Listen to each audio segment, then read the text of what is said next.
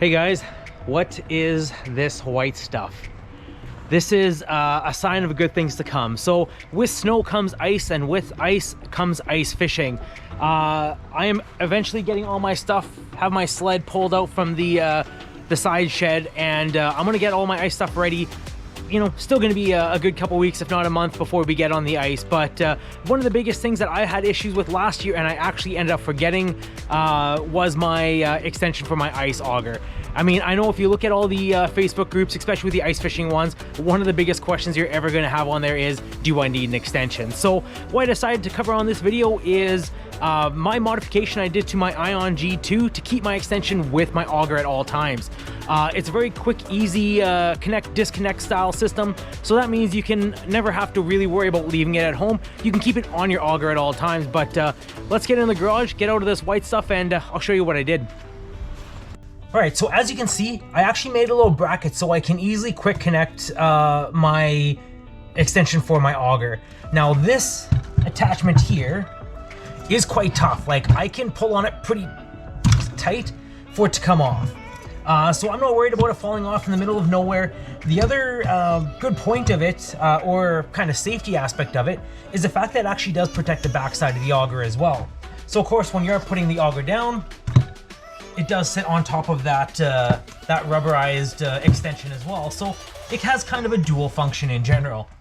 So to give you a little bit better of a look, I'll grab the camera here and I'll give you a little bit of a walk around how I did this connection here. All right, so as you can see, it's a very simple design. I just went to Home Depot, picked up a couple of these C brackets here. Basically, it just looks like a bracket that's in the shape of a C. I picked up 4 of them. And then I went to Cabela's and I picked up some oar holders. They're basically just rubber oar holders that you can use for your boat. Now I'll just take this off here. As you can see, it's on there pretty tight, which is really good. You don't have to worry about it falling off. So basically where the oar holder bolts would be goes directly into that C bracket that goes around the frame, and you attach it. That's it. So to give you a little bit of an idea on how tough this this holder is, I can grab it by this extension and actually lift it up off of the table with just the extension itself. So this does grab it pretty decently. I haven't had this thing fall off yet. I mean, there is a possibility that it could if it bumps, or I don't know, if it gets thrown around, it could fall off. But so far I haven't had an issue. I mean, you could always add additional straps so that way it's permanently attached. But so far for what I do, this works really good.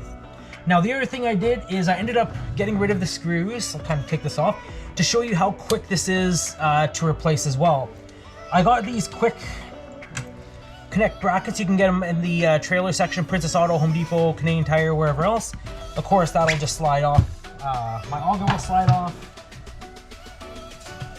Take the extension off. I have another one of those on the extension permanently. Extension goes on.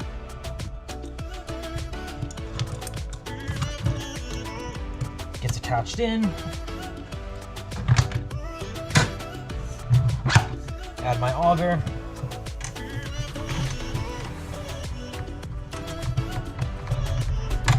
Attach that one in. There. And just like that, it's all ready to go. These pins are super strong. I used this for the last little while and I haven't had one of them snap on me as well. So I'm not overly concerned. Same thing with these falling off or breaking. The auger itself is a very good auger. I'm not sure if you ever had to use one before, but these G2s are phenomenal. I absolutely love these. The electric augers, I mean, being newer to the fishing community, I haven't had to use the gas or propane, so I can't really compare it, but from what I've seen and what I've heard, this thing is so smooth. So with assembly and disassembly of these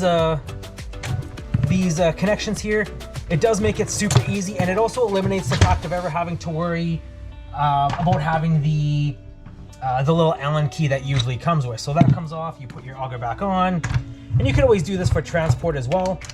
This way you don't have to worry about having such a long auger blade on there as well. Yeah, just attach that on there.